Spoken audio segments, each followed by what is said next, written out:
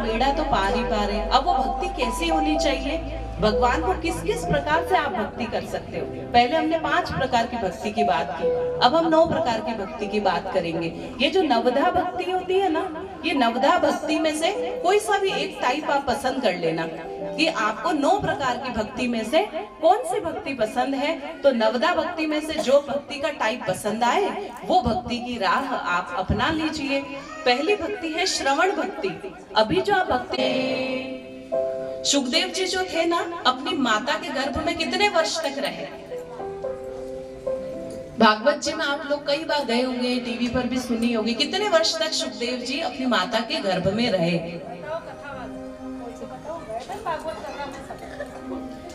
सुखदेव जी अपनी माता के पेट में 11 वर्ष तक रहे।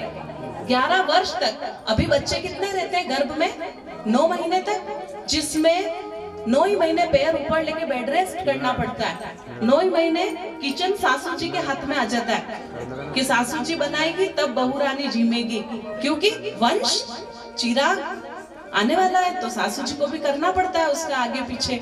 जब 9 महीने गर्भ में बच्चा रखने में आजकल की माताएं ऊपर नीचे हो जाती, इतनी परेशान होती है, तो सुखदेव जी की जो माता थी उन्होंने 11 वर्ष तक सुखदेव जी अंदर ही रहे।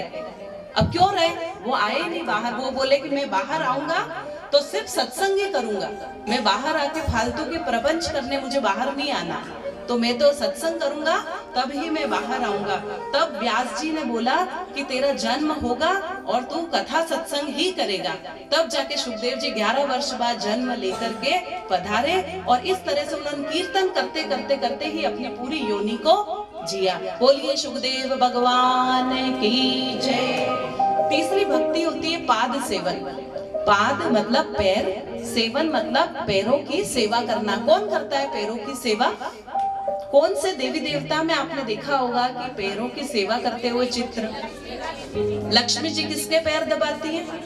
विष्णु भगवान के, अपने पति के पैर दबाती है। तो पाद सेवन की भक्ति का सर्वोत्तम उदाहरण है माता माँ महालक्ष्मी, जो हमेशा आपको भगवान श्री हरि के चरण दबाते हुए आपको दर्शन देती हैं। और दिवाली होती है तो लक्ष्मी जी को लाने के लिए सबसे ज्यादा पूजा पाठ दिवाली के दिन ही चाहिए, क्योंकि लक्ष्मी सबको चाहिए। और गीता जी जो वाणी है ना, ये हरि की वाणी है, विष्णु भगवान की वाणी है। विष्णु भगवान का अवतार ही श्री कृष्ण थे, तो भगवान की वाणी है। और हरि की इस वाणी को जब आप सुनोगे तो लक्ष्मी जी की कृपा मिलेगी कि नहीं मिलेगी? क्योंकि लक्ष्मी जी तो खुद हरि भगवान के ही चरण दबाती हैं। बोलिए माता माँ महालक्ष्मी माता की जय। अगली भक्ति है अर्चन, अर्चना करना। हम भगवान का अर्चन, पूजन, सेवन, ध्यान, निध्यासन, कई तरीकों से हम भगवान की पूजा करते हैं। तो अर्चन भक्ति की थी पृथु राजा ने, और उन्हीं के नाम पर यह पृथ्वी लोक का नाम पृथ्वी पड़ा। तो पृथु राजा अर्चन भक्ति के उदाहरण है। और वंदन भक्ति के सर्वोत्तम उदाहरण है अक्रूर जी। ये कौन से अंकल जी थे? अक्रूर जी कौन थे?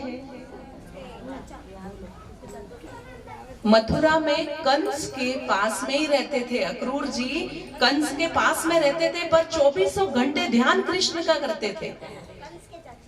कंस के सभा में ही सभापति थे, कंस की सभा में ही उनकी नियुक्ति थी, और उनको इंतजार रहा कि कब कृष्ण बड़े होंगे, कब आएंगे और कंस के इस आतंक से हमारी छुट्टी करवाएंगे।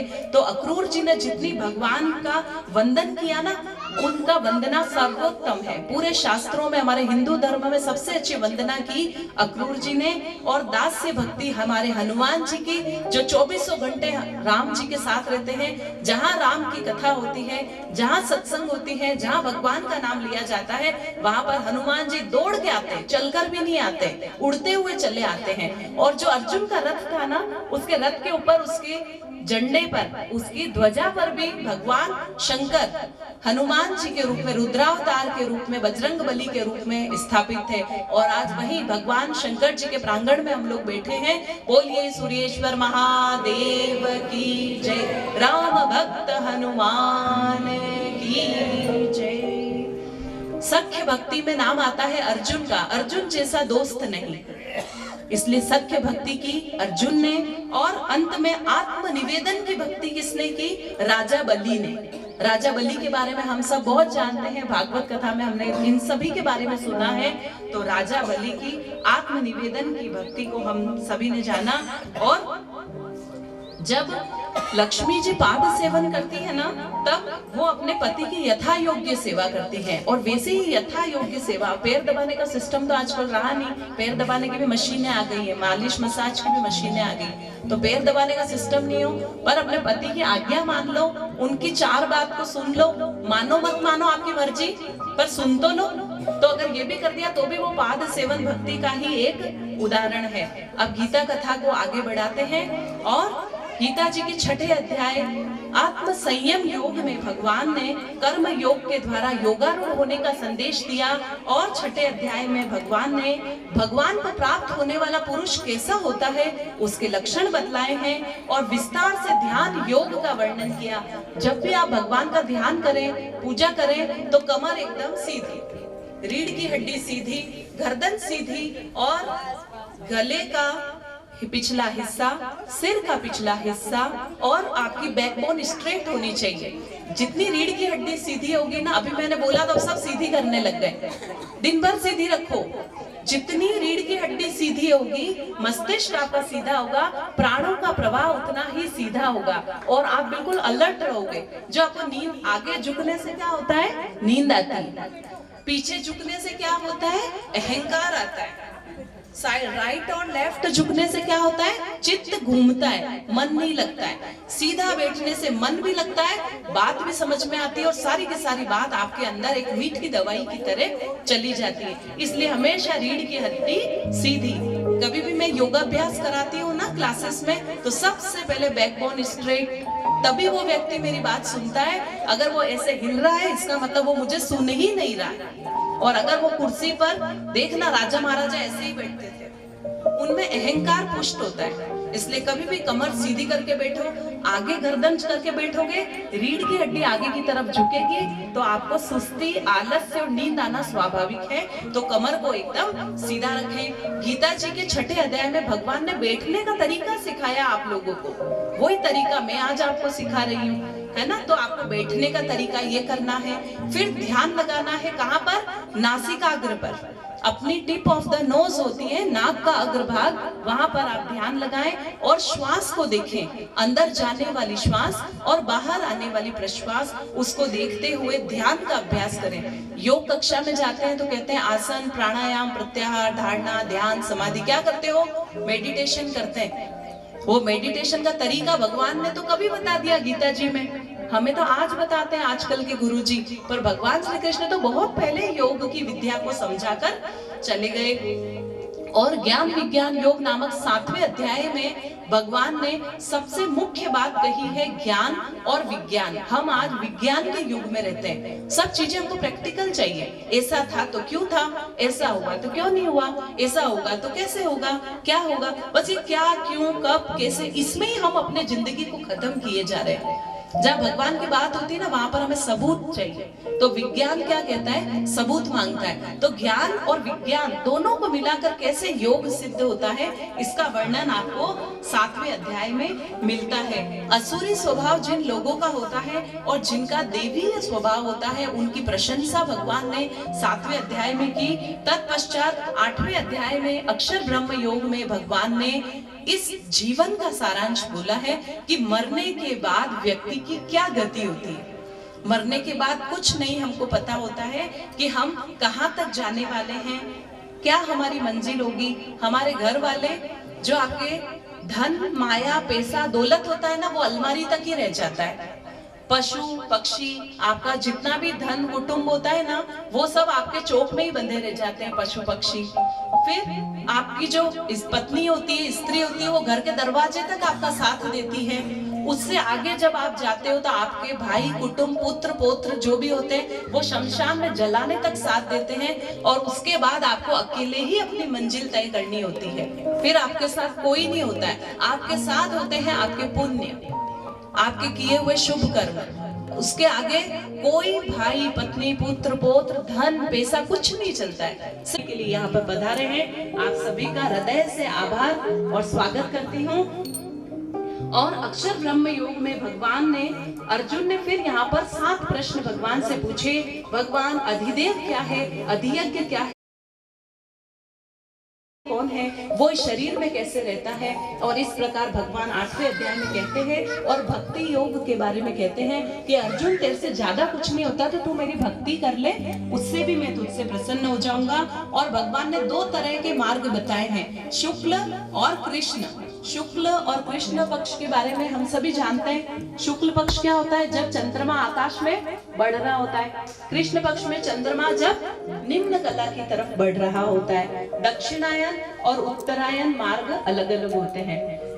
भीष्म पितामह जब शरशैया पे लेटे हुए थे तब उन्होंने उत्तरायण में सूर्य आने की प्रतीक्षा की थी, और जब भीष्म ने प्राणों को छोड़ा ना, उस समय भीष्म के सामने श्री कृष्ण भगवान थे। हम रोज मंदिर आते हैं और रोज सुरेश्वर महादेव जी से हम मांगते हैं, जिनको नींद आने लगे वो कमर सीधी करे। 4-5 को नींद आ रही है, मैं यहाँ से देख पा रही हूँ, कमर को सीधी कर लो, श्वासों पर ध्यान लगाओ, नींद आपको छोड़ के चली जाएगी। नहीं तो लो हनुमान जी का नाम, वो इस समय आपकी रक्षा कर रहे हैं। तो भगवान शिव जी के जब हम यहाँ आते हैं तो हाथ जोड़कर हम उनसे कहते हैं, एक पोता देना, एक बेटा देना, पैसा देना, नौकरी देना, बच्चे को पास करा देना, यही होती है प्रार्थनाएं। गलत, सारी की सारी प्रार्थनाएं गलत।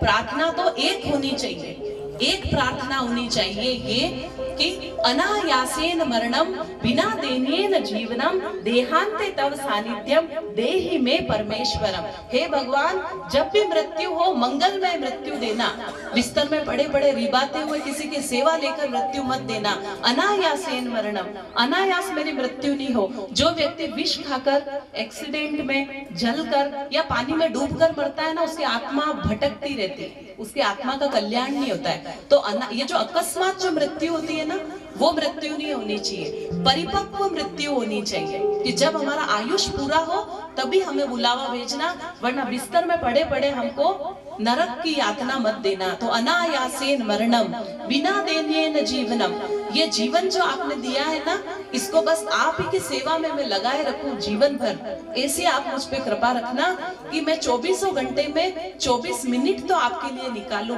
24 मिनट नहीं तो 24 सेकंड ही आपका नाम ले लूं। आपसे मुझे दूर मत करना। देहांते तव सानिध्यम, जब मैं मरूं तो मेरे सामने प्रभु आपकी तस्वीर होनी चाहिए। जैसे भीष्म पितामह को आपने अंत समय में दर्शन दिया था, वैसे अंत समय में आप मुझे दर्शन देना। तो ऐसा भगवान से पूछो, देहांते तव सानिध्यम देहि में परमेश्वरम, ऐसा परमेश्वर मुझ पे आप कृपा करो। बाकी सब तो क्या है, भगवान आपको दे ही देंगे, आप नहीं बोलोगे तो भी वो मिलना है। पर अगर आप ये प्रार्थना भगवान से करते हो तो आपकी मंगलमय मृत्यु होती है और आप इस संसार में अपना एपिसोड कंप्लीट करके इस दुनिया से प्रयाण गति को प्राप्त होते हैं। अगर आपने डिग्री MBBS की ली है तो डॉक्टर ही बनोगे, कोर्ट में लॉयर तो नहीं बन सकते।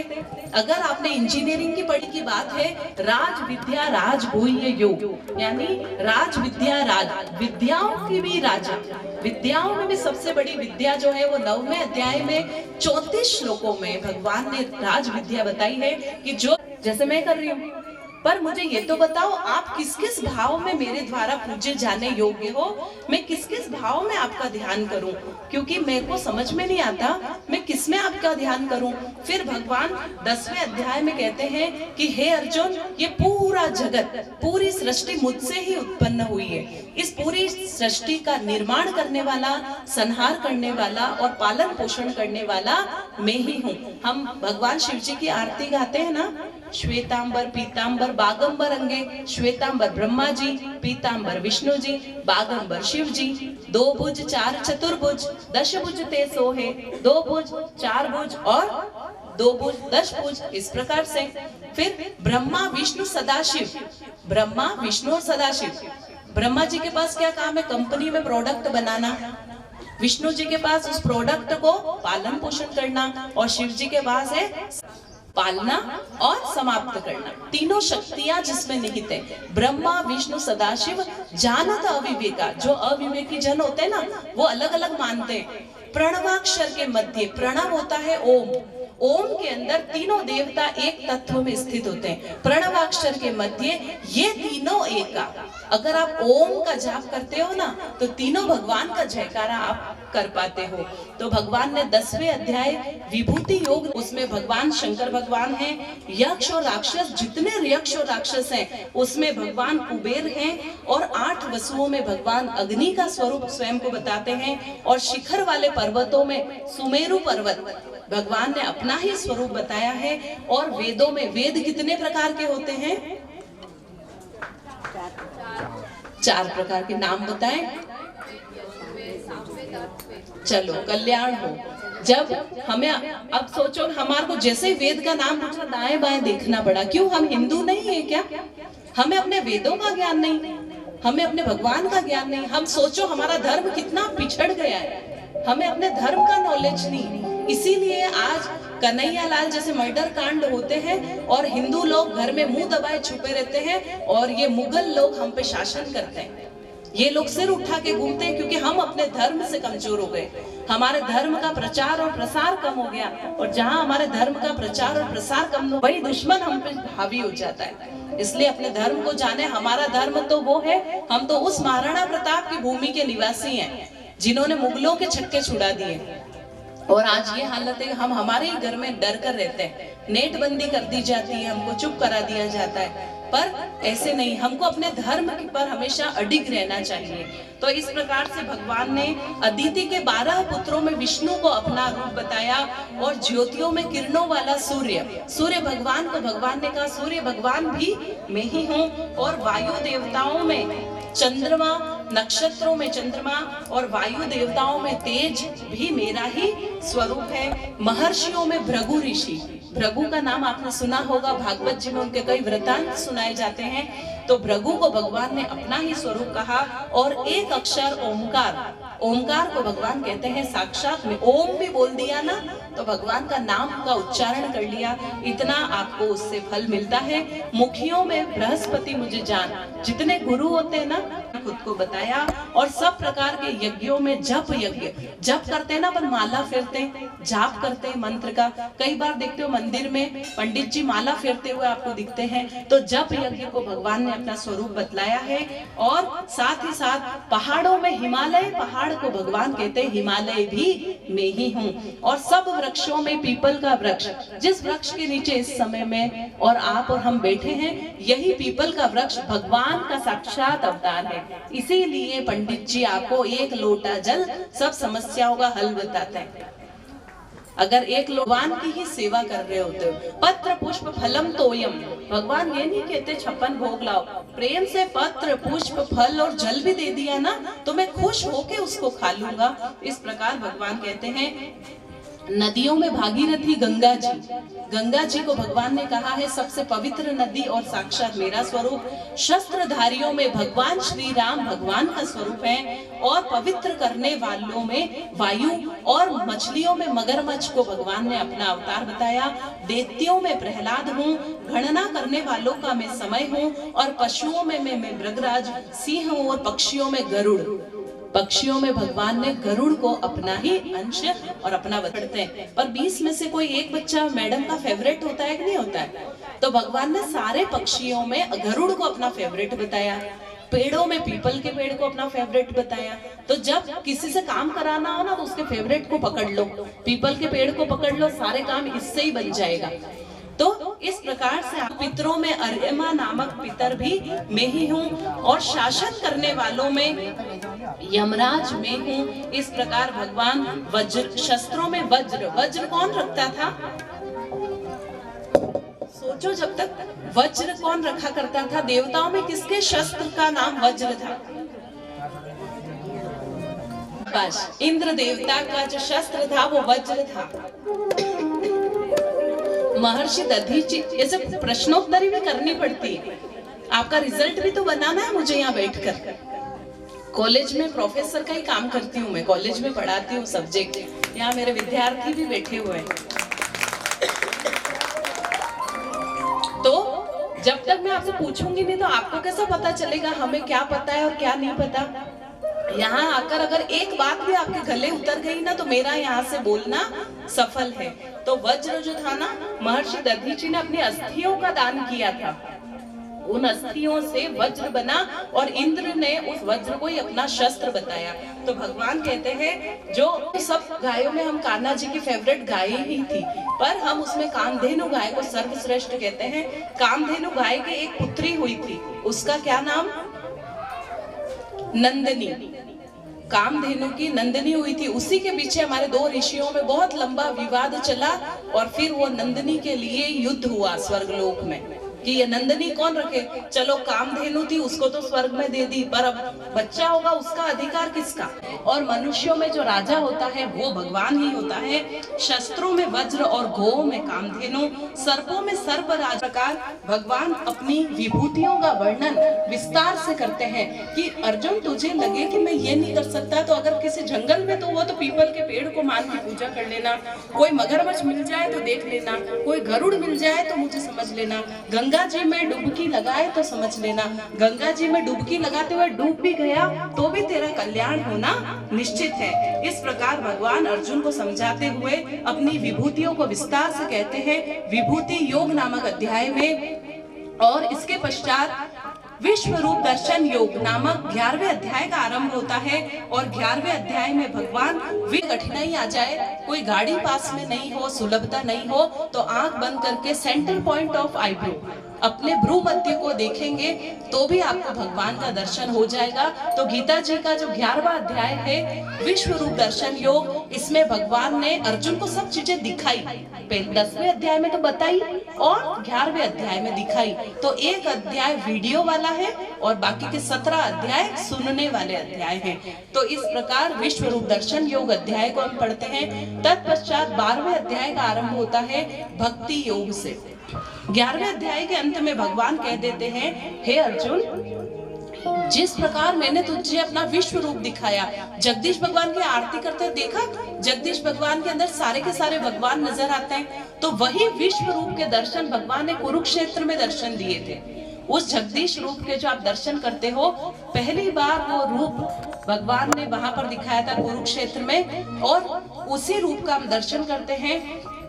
और जगदीश भगवान के उस रूप में सारे 33 कोटि देवी देवता, जितने भी पांडव थे, कौरव थे, सब के सब भगवान के मुख में प्रवेश करते हुए दिख रहे थे। भगवान अपना विराट स्वरूप के दर्शन देते हैं। बोलिए जगदीश्वर भगवान की जय, बोलिए परब्रह्म परमात्मा की जय। भगवान के विश्व रूप का हम दर्शन करके भक्ति योग की तरफ आगे बढ़ते हैं। भगवान कहते हैं कि अर्जुन, जैसा मैंने तुझे बताया वैसा मैंने तुझे दिखाया, पर तू मेरे इस रूप को कैसे प्राप्त कर सकता है, उसका तरीका मैं तुझे बताता हूँ। और यहीं से भक्ति योग का आरंभ होता है। और गीता जी के 12वें अध्याय का नाम है भक्ति योग, जहाँ मां पर्युपासते ये चाप्यक्षरं व्यक्तं तेषां के योग वित्तमाः।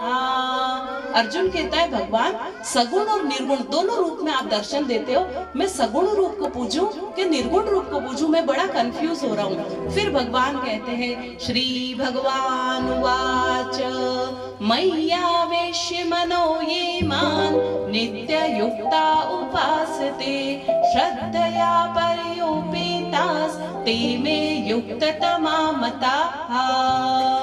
हे अर्जुन, मुझ में मन को लगा, मुझ में बुद्धि को लगा, मुझ में चित्त में लगा, तो अंत समय में तो मुझको ही प्राप्त होगा, इसमें कुछ भी संशय नहीं है। और जो योगी मुझ में ध्यान लगाता है उसको मैं अपने पास ही बुला लेता हूँ, पर वो अभी आपको नहीं बुलाएंगे। जब आपका आयुष पूरा होगा ना तब बुलाएंगे। लोग कहते हैं गीता जी का ज्ञान तो मरते समय लेना चाहिए। अव्यक्तं पर्युपासते सर्वत्र गं चिन्त्यं च कूटस्थमचलं ध्रुवं सन्नियम्येन्द्रियग्रामं सर्वत्र समामेव सर्वभूतहिते रताः।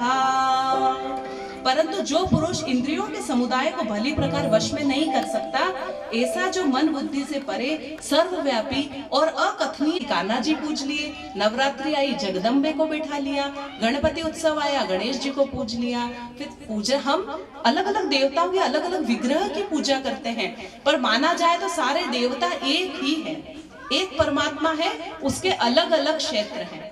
एक प्रधानमंत्री पूरे के पूरे भारत को कंट्रोल नहीं कर सकता, तो उन्होंने क्या किया, अलग अलग राज्य के हिसाब से मुख्यमंत्री बना दिए। मुख्यमंत्री भी पूरे राजस्थान को नहीं देख सकता है, तो उन्होंने क्या किया कि अलग अलग जिलों के हिसाब से कलेक्टर बना दिए। अब कलेक्टर भी इतने बड़े उदयपुर को कैसे देखे, तो उन्होंने अलग अलग ग्राम पंचायत बना दी और एक एक पंचायत में एक एक को बिठा दिया। तो अपनी सत्ता का जैसे भगवान ने विभाजन किया, तो इसी प्रकार से भगवान ने गणेश जी, हनुमान जी, माता जी, शिव जी, जितने भगवान आप जानते हो उनको अलग अलग डिपार्टमेंट देके बैठा दिया। आप किसी भी स्वरूप की पूजा करोगे, अंत तो गत्वा आप उसी भगवान की पूजा करते हो। भगवान तो एक ही है, ब्रह्मा विष्णु और महेश, इसके अलावा कोई नहीं है। हनुमान जी हैं तो शिव जी का अवतार है, विष्णु भगवान का अवतार राम जी हैं, कृष्ण जी हैं, सब विष्णु अवतार हैं, है ना। ब्रह्मा जी हैं तो ब्रह्मा जी एक पदवी है, न कि एक भगवान है। सिर्फ उनके पास एक काम है, एक फैक्ट्री में मैन्युफैक्चरिंग होता है, उसका कंट्रोल उनके पास है। ब्रह्मा की पदवी पर आप भी जा सकते हो, पर ब्रह्मा की पदवी पर 1000 वर्षों तक आपकी नौकरी रहेगी, फिर ब्रह्मा चेंज हो जाते हैं। तो इस चित्र में जो आपको बीच में ब्रह्मा नजर आ रहे हैं ना, ये ब्रह्मा चेंज होती रहने वाली पदवी है। पर जो ऊपर जड़ों में जो मूल पर ब्रह्म परमात्मा है, वो परमात्मा ही आपके अंत समय में आपको प्राप्त हो सकते हैं। क्लेशोदिक्तरस्तेषाम् अव्यक्तासक्तचेतसाम् अव्यक्ता हि गतिर्दुःखं देहवद्भिर्वाप्यते। उन सच्चिदानंद घन निराकार ब्रह्म में आसक्त चित्त वाले जो पुरुष होते हैं, उनके साधन में परिश्रम विशेष होता है, तो ऐसे लोगों द्वारा अव्यक्त विषय गति दुख पूर्वक प्राप्त होती है। तो भगवान कहते हैं तू तो भक्ति कर ले। अव्यक्त करने का मतलब करना ही है। कैसे कर सकता हूँ? हमारा प्रिय काम होता है ना, हम उसको कभी पीछे नहीं रखते, प्रिय काम को हम आगे बढ़ के करते हैं। तो भक्ति को अपना प्रिय और बेस्ट काम बना दो, तो सारे काम आपके कम हो जाएंगे। और जो ये अव्यक्त विषय गति होती है ना, शरीर से बड़ी मुश्किल से प्राप्त होती है। घर की मोह, और जब हम इसमें उलझे रहते हैं ना, तो हम सत्संग में ही नहीं जाते। सारे काम करते हैं पर सत्संग पे ही हम कैची चलाते हैं। 100 काम बिगड़ते हो फिर भी सत्संग में दौड़ के आओ, क्योंकि यहाँ पर ज्ञान की वर्षा होती है, यहाँ पर भगवान साक्षात उपस्थित होते हैं। ये तु सर्वाणि कर्माणि मयि सन्न्यस्य मत्पराः अनन्येनैव योगेन मां ध्यायत उपासते। परंतु जो मेरे परायण रहने वाला भक्तजन संपूर्ण कर्मों को मुझ में अर्पण करके सगुण रूप परमेश्वर का ध्यान करता है, ऐसे अनन्य रूप भक्ति योग वाले भक्त की मैं पूजा को साक्षात स्वीकार करता हूँ। तेषामहं समुद्धर्ता मृत्यु संसार सागरात् भवामि न चिरात् पार्थ मय्यावेशित चेतसाम्।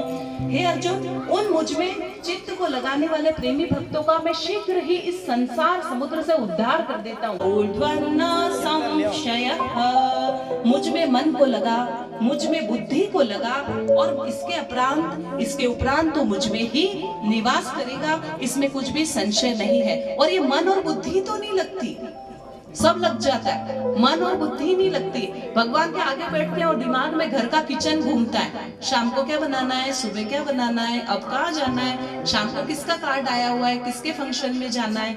कई लोगों ने इस कथा के आयोजन में मुझे कहा हमारे शादी में जाना है, हमारे वहां जाना है। आना तो वो यहाँ चाहते थे, पर उनके जो चित्त मन बुद्धि और उनकी जो सामाजिक मर्यादाएं है, वो उनको दूसरी तरफ खींच रही थी। तो यही तो कुरुक्षेत्र है, मन कुछ और चाहता है और होता कुछ और है। जो पसंद है वो मिलता नहीं, और जो मिलता है वो टिकता नहीं, और जो टिकता है वो आके कब चला जाता है पता ही नहीं चलता। जब मन और बुद्धि दोनों आपके दोस्त हो जाएंगे ना, उस दिन आप भगवान की भक्ति करने में आगे बढ़ जाएंगे। अथ चित्तं समाधातुं न शक्नोषि मयि स्थिरम् अभ्यास योगेन ततो मामिच्छाप्तुं धनञ्जय। हे अर्जुन, तू मन मन को मुझ में अचल और स्थिर स्थापन कर दे। अगर तू ये भी नहीं कर सकता तो अभ्यास रूप योग के द्वारा मेरे परायण हो जा। मैं तेरे लिए सारे के सारे साधन सुलभ कर दूंगा, पर एक कदम तो चल। एक कदम, दो कदम आप चलते हो तो भगवान 5 कदम आगे आके आपका हाथ पकड़ लेते हैं, पर आप तो चलो ही नहीं, हाथ पकड़ के बैठे रहो। फ्रिज में नींबू रखा है, घड़े के कलश में पानी रखा है, डिब्बे में चीनी रखी है और छोटी डिब्बी में नमक। अब हाथ बांध के बैठ जाओ और कहो शिकंजी बन जाए और मेरे मुंह में आ जाए, तो आ सकती है क्या? उठना पड़ेगा, लोटे में जल लेना होगा, फ्रिज से नींबू लेके कट करना पड़ेगा, चीनी डालो, नमक डालो, फिर उसे हिलाओ, प्रोसेस करो, फिर उसको आप पियो, तब तो वो शिकंजी मुंह तक आएगी। बिना किए हम तो उन डब्बों को रोज देखेंगे ना, तो भी कभी शिकंजी का स्वाद नहीं ले सकते हो। तो करना ही है, कर्म किए बिना किसी का छुटकारा नहीं है। अभ्यासे पे समर्थोऽसि मत्कर्म परमो भव, मदर्थमपि कर्माणि कुर्वन् सिद्धिमवाप्स्यसि। यदि तू ऊपर के अभ्यास में, अगर तू ये भी नहीं कर सकता अर्जुन, तो मेरे लिए कर्म करने के परायण हो जा कि हे भगवान, मैं जो करूं वो तेरे समर्पित, अच्छा है तो तेरा और बुरा है तो तेरा, मुझे जो मिलेगा वो भी तेरा। जब तू तेरे कर्मों को मुझे समर्पित कर देगा तो तू मुझे प्राप्त करने वाली सिद्धि को प्राप्त हो जाएगा। अथैतदप्य शक्तोऽसि कर्तुं मद्योगमाश्रितः, सर्वकर्म फलत्यागस् ततः कुरु यतात्मवान्। यदि मेरी प्राप्ति रूप योग के आश्रित होकर भी तू इस काम को भी नहीं कर सकता, भगवान रास्ते बता रहे हैं, ये कर ले, ये नहीं हो तो ये कर ले, ये नहीं हो तो ये कर ले। अब तीसरा रास्ता भगवान बताते हैं, कहते हैं यदि तू मेरी प्राप्ति रूप योग के आश्रित होकर उपयुक्त साधन को तू करने में असमर्थ है, तो मन और बुद्धि आदि पर विजय प्राप्त करने वाला होकर सब कर्मों के फल का तू मेरे लिए त्याग कर। जब तू सब कर्मों के फल का मेरे लिए त्याग करेगा ना, तो तत्काल परम शांति को प्राप्त होगा। जब हम त्याग करना सीखते हैं ना, तो हमें शांति मिलने लगती है। इसलिए शांति चाहिए तो आप त्याग करना सीखें। श्रेयो हि ज्ञानमभ्यासात् ज्ञानात् ध्यानं विशिष्यते, ध्यानात् कर्म फलत्यागस् तद्यागत् शान्तिरनन्तरम्। मर्म को न जानकर किए हुए अभ्यास से ज्ञान श्रेष्ठ होता है, और ज्ञान से परमेश्वर का ध्यान श्रेष्ठ है, और ध्यान से भी कर्मों के फल का त्याग सर्वश्रेष्ठ है, और त्याग से तत्काल परम शांति होती है। अब 12वें अध्याय के 13वें श्लोक से भगवान कहना आरंभ करते हैं भक्त के 39 लक्षण। अगर आपके पास कॉपी पेन हो तो आप अपने 39 लक्षण में से अपना रिजल्ट बनाएं कि 39 लक्षण में से आपके अंदर कितने हैं। अगर आपके अंदर वो 39 लक्षण है तो आप भक्त कहलाने लायक हो, और अगर 39 लक्षण में 38 लक्षण है तो आपके भक्ति में कमी है और अभ्यास की जरूरत है।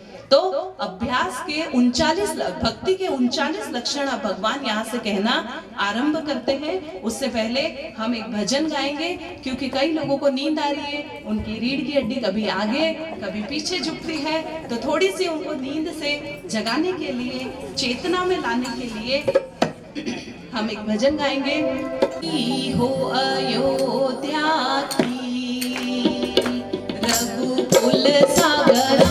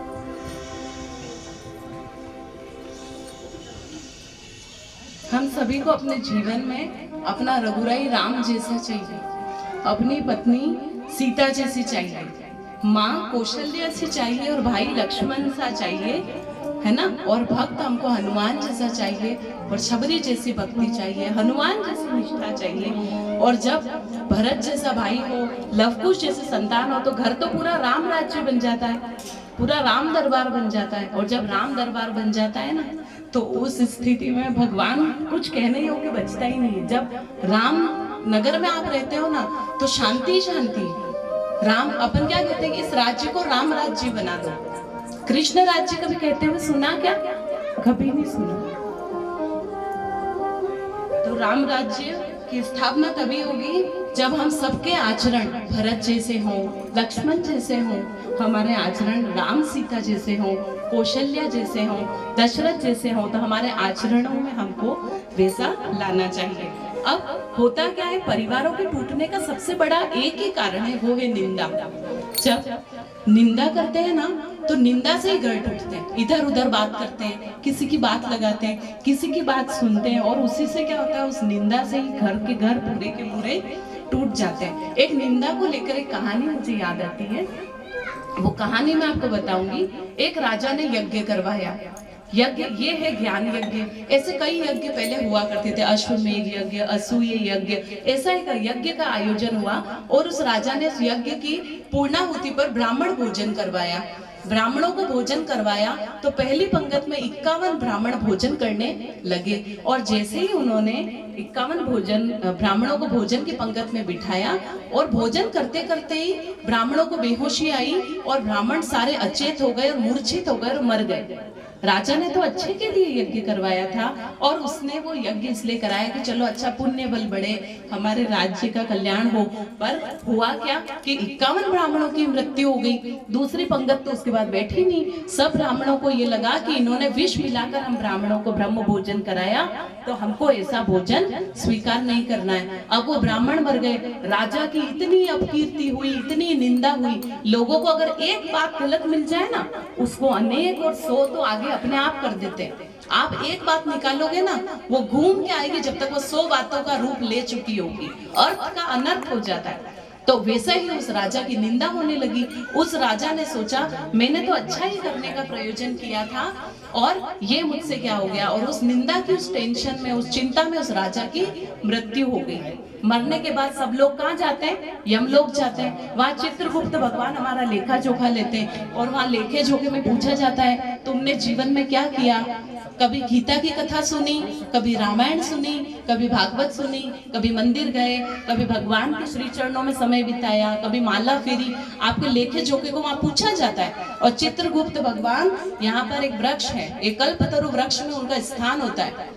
आपके कर्मों का लेखा लिखने का कॉन्ट्रैक्ट चित्रगुप्त के पास है, और चित्रगुप्त विराजते हैं इस कल्पतरु के अंदर, जो बिल्कुल स्टेज के पीछे ही है।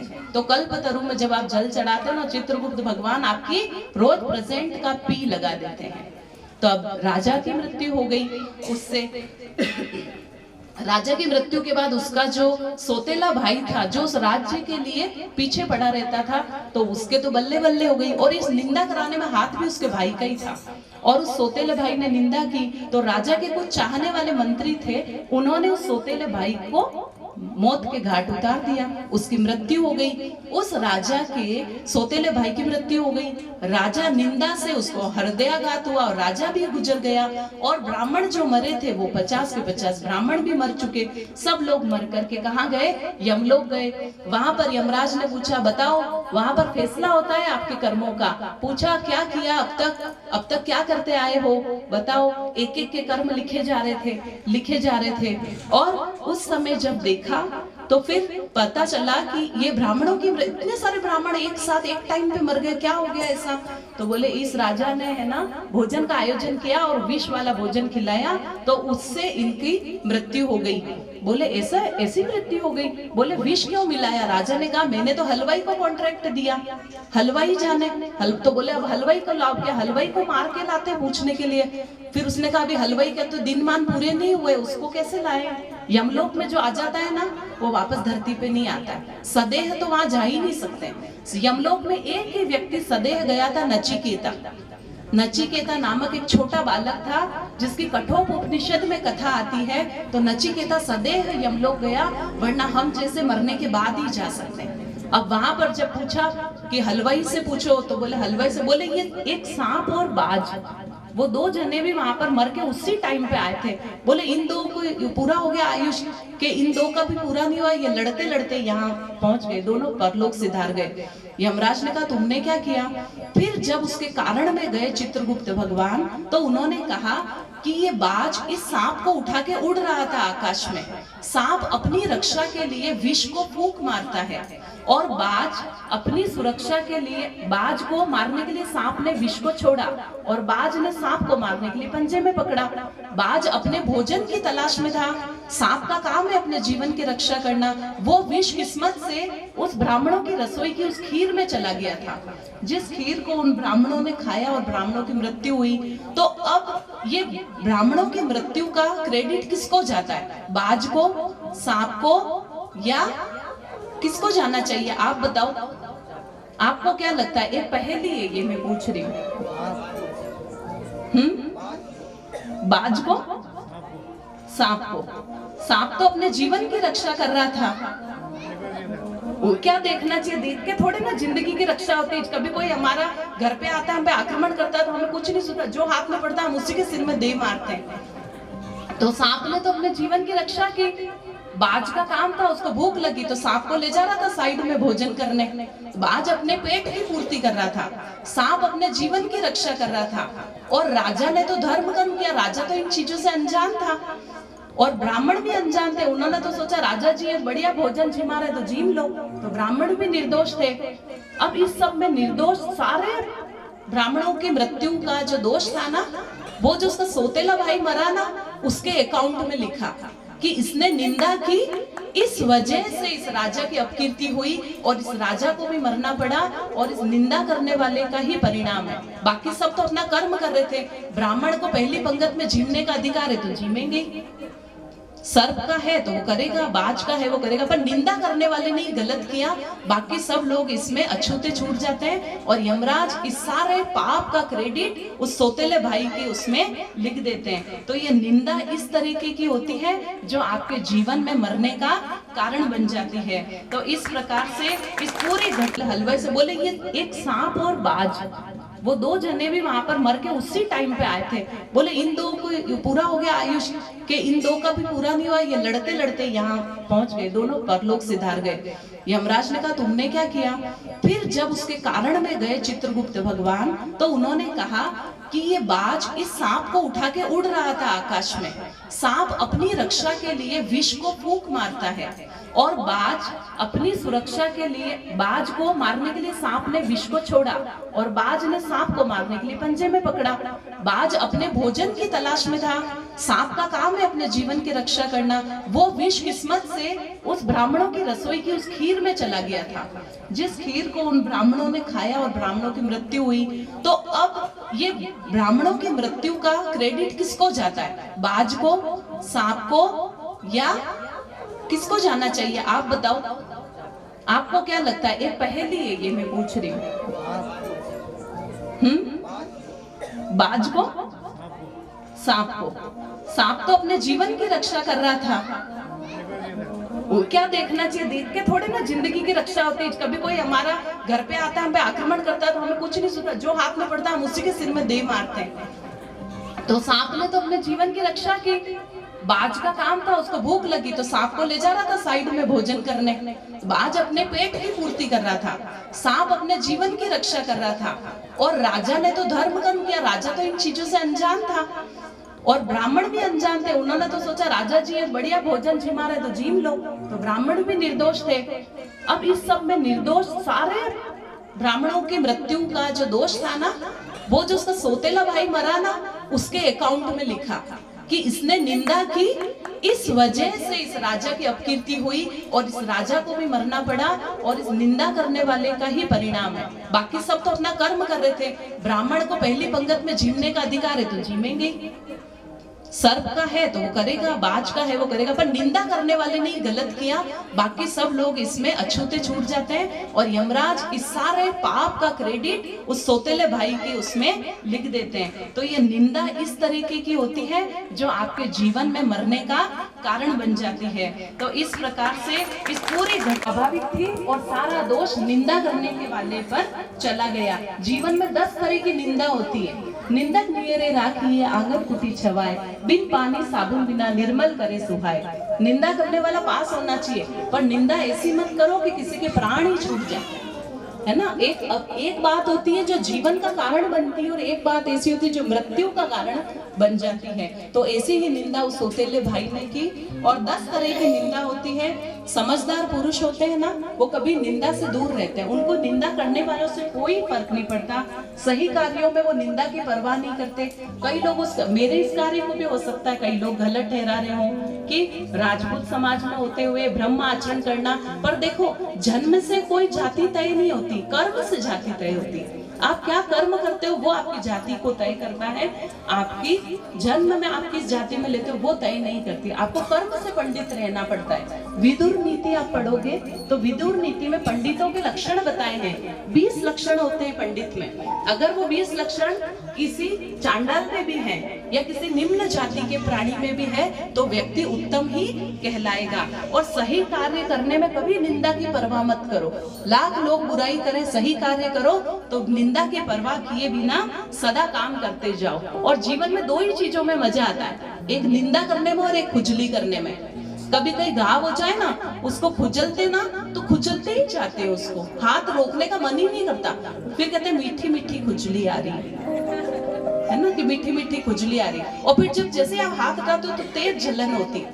तो जीवन में 2 ही चीजों में मजा आता है, खुजली करने में, किसी के कामों में टांग अड़ाने में और निंदा करने में। माननीय पुरुष जो होते हैं ना, उनके लिए तो निंदा मृत्यु से भी समान, मृत्यु से भी बड़ी मानी गई है। इसलिए कभी किसी की निंदा होती हो तो वहां सुनना भी नहीं, निंदा करना भी नहीं। कोई अगर किसी की निंदा बुराई करे तो वहां से तुरंत वो स्थान छोड़ दो, क्योंकि बैठेंगे सारी जगह पर्दे लगे हुए, आंखों पर पलकों का आवरण है, मुंह पर जिह्वा पर होठ का आवरण है, शरीर पर त्वचा का आवरण है, पर कान के छेद हमेशा खुले हैं। इसमें कोई दरवाजा नहीं लगा हुआ है। किसी का हो तो हाथ ऊपर कर सकता है और नहीं है तो नहीं है। कान पे भगवान ने दरवाजा लगाया ही नहीं, सुने जाओ, है ना। तो इसलिए निंदा कहीं होती भी हो ना तो उस स्थान को छोड़ दो। आप अगर स्थान नहीं छोड़ोगे तो कहीं ना कहीं छोटी मोटी बात भी अगर आपके कान में आएगी तो आप उस निंदा के, उस पाप के भागी बनते ही बनते। इसलिए निंदा करने वाले के साथ दोस्ती नहीं। और जीवन में 4 लोगों की निंदा कभी नहीं करनी।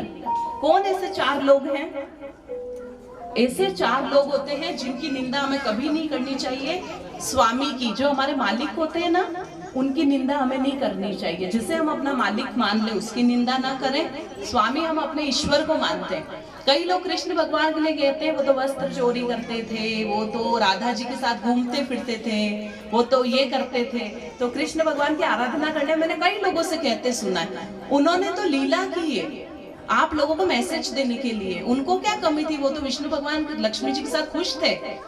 विष्णु लोक से धरती पर आके इतने कष्ट देखे, जन्मते ही तो उनके माँ बाप छूट गए, जन्मते ही उनका जन्म स्थान छूट गया, गायों के बीच में बड़े, राजकुमारों की तरह पलने की जगह ग्वालों की तरह उनका जीवन बीता, उनकी प्रेयसी राधा रानी उनकी छूट गई, उनकी आह्लादिनी शक्ति माना जाता है राधा रानी को, राधा रानी उनसे छूट गई। 9 साल के कृष्ण भगवान छोड़ करके चले गए और वापस मथुरा जाने के बाद वो कभी लौटकर नंदगांव, बरसाना, गोकुल कहीं नहीं आया। मथुरा के बाद वो आगे ही आगे चलते गए। 9 साल में भगवान ने सारी लीलाएं कर ली थी और भगवान एक बार आगे बढ़े तो पीछे मुड़कर कभी नहीं देखा। तो हमें भी जीवन में जब आगे बढ़े तो पीछे मुड़कर नहीं देखना चाहिए। पीछे मुड़ोगे तो अवसाद ही होगा अर्जुन की तरह। तो इस प्रकार भगवान ने कहा कि स्वामी की निंदा मत करो, ईश्वर की निंदा मत करो। राम जी के लिए भी लोग कहते इतना ही बल था तो वन वन में रो क्यों रहे थे? जब लास्ट में रावण को मारा तो पहले ही जाके काम कर देते ना। इतनी पूरी रामायण करी, इतना पुल बनाया, इतना गए, तो राम जी के लिए भी अनेकों बातें की जाती। उससे क्या होता है, हम अपने धर्म के प्रति शंका करने लगते हैं और जहां डाउट आता है ना वहां श्रद्धा चली जाती है। इसलिए शंका मत करो, श्रद्धा रखो, जितनी श्रद्धा मजबूत होगी शंका उतनी आपको छोड़कर चली जाएगी। दूसरा, अपने पति की निंदा नहीं करनी चाहिए और पति को अपनी पत्नी की निंदा नहीं करनी चाहिए, क्योंकि ये एक ऐसा बंधन है जो 7 जन्मों का बंधन माना जाता है। जब आपका विवाह होता है ना, इससे पहले 3 योनियों में आप विवाह कर चुके होते हैं। चौथी योनि मनुष्य योनि आती है और इसके बाद 4 योनि में आप और बंधे रहेंगे। 3 योनियां और आएगी जिसमें आप उन्हीं के हिस्से में रहेंगे और उसके बाद 7 योनियों के बाद आपका छुटपल्ला होता है। इसीलिए 7 जन्म, इसलिए पति की निंदा पति पत्नी ना करे और पत्नी पति की निंदा न करे। और पिता की निंदा नहीं करनी चाहिए। पिता धरती पर चलते फिरते आपने कभी भगवान नहीं देखे होंगे। अगर चलते फिरते धरती पर कोई भगवान है ना, तो माता पिता ही आपके भगवान है, क्योंकि आपके शरीर के निर्माण करता आपके वो माता पिता ही है। आपने भगवान को नहीं देखा है, मूर्ति में देखा है, पर चलते फिरते भगवान आपके माता पिता होते हैं। और इस पंडाल में मेरे माता पिता दोनों मौजूद हैं। मैं व्यासपीठ से उन दोनों को हाथ जोड़ के प्रणाम करती हूँ कि आज उन्होंने मुझे जन्म दिया और आज मैं इस जगह से इस वाणी की इस दृष्टता को करने जा रही हूँ कि भगवान की वाणी को गाने जा रही हूँ। तो ये मेरे माता पिता का आशीर्वाद है मेरे ऊपर। और तीसरा, अपने गुरु की निंदा कभी मत करो। गुरु कौन होता है? जिससे हम सीखते हैं। गुरु ये नहीं होता है कि जो भगवा धारण किए रहता है, तिलक लगाए रहता है, किसी मंदिर को सेवता है। गुरु वो जिससे आप सीखो। हम गुरु से सब कुछ सीखते हैं।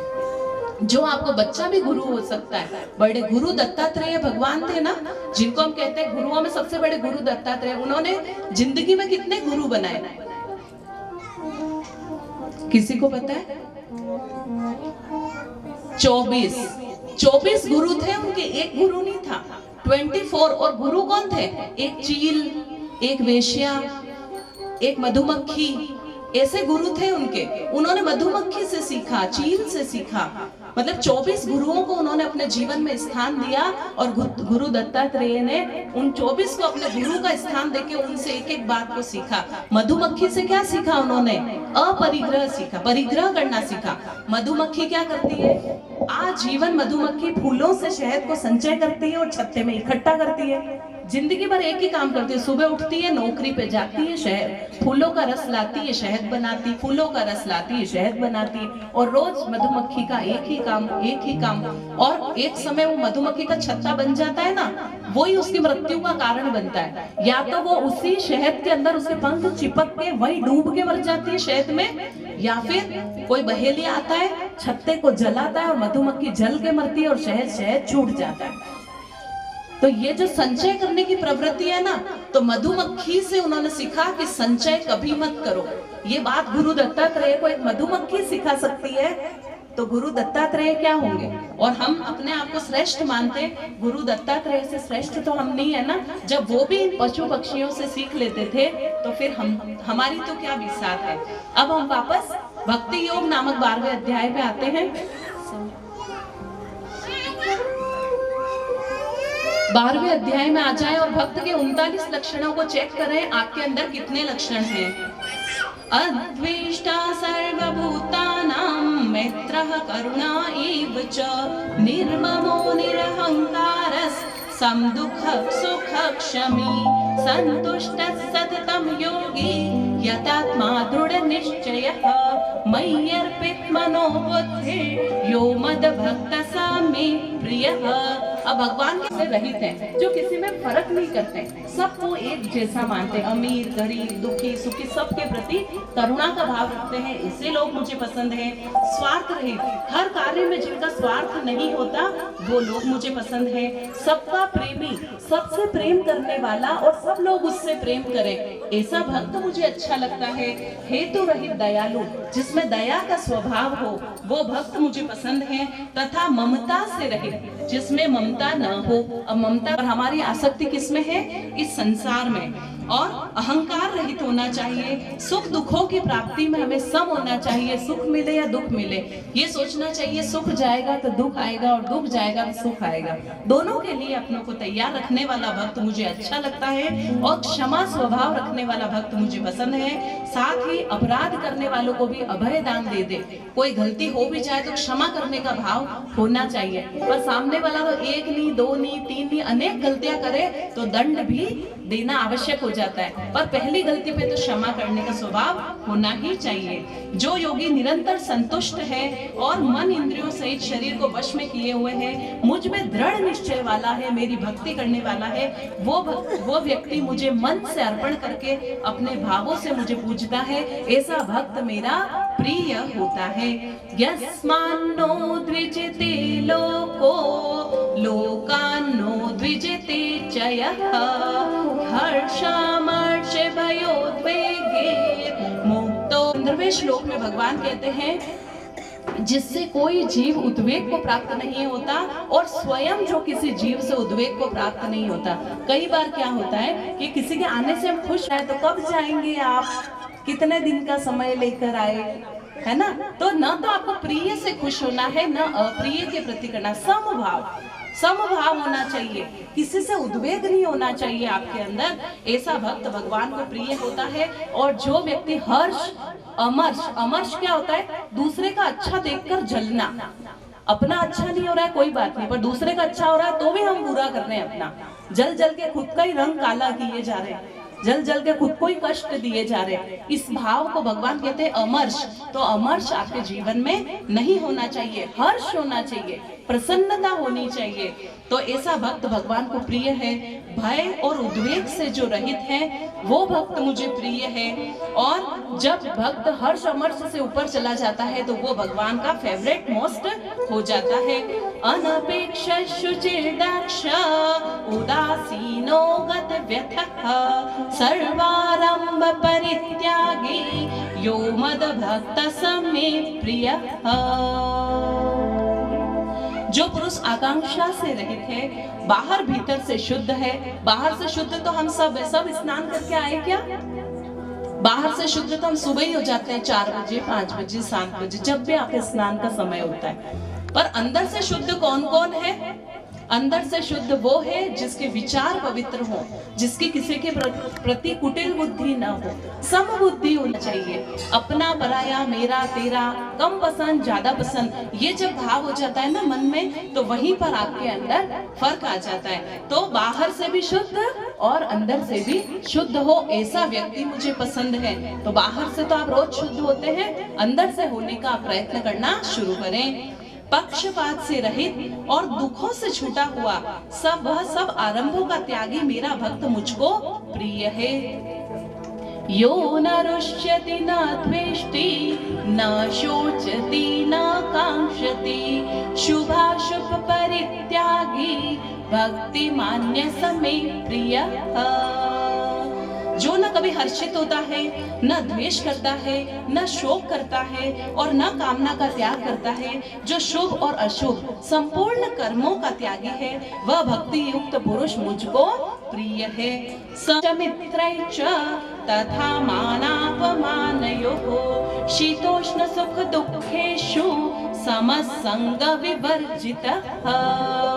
जो शत्रु मित्र में, मान अपमान में, सर्दी गर्मी, सुख दुख आदि द्वंद्वों में भी सम रहता है, ऐसा भक्त मुझे प्रिय है। और ऐसे व्यक्ति को आसक्ति से रहित हो जाना चाहिए। हमें क्या होता है, शत्रु आते ही तो हमारी एड्रिनल ग्रंथि सक्रिय हो जाती है, मित्र आता है तो हमारा एंडोर्फिन हार्मोन ब्रेन से सिक्रेट होने वाला खुश, शत्रु आ गया तो पसीने छूट जाते हैं, मुंह सूख जाता है। अर्जुन का सूखा था ना, अपने बांधवों को देखकर ऐसी हालत हो जाती, क्या करें क्या नहीं करें, भाग जाएं, रुके, खड़े रहें, क्या करें, किसके पक्ष में बोले।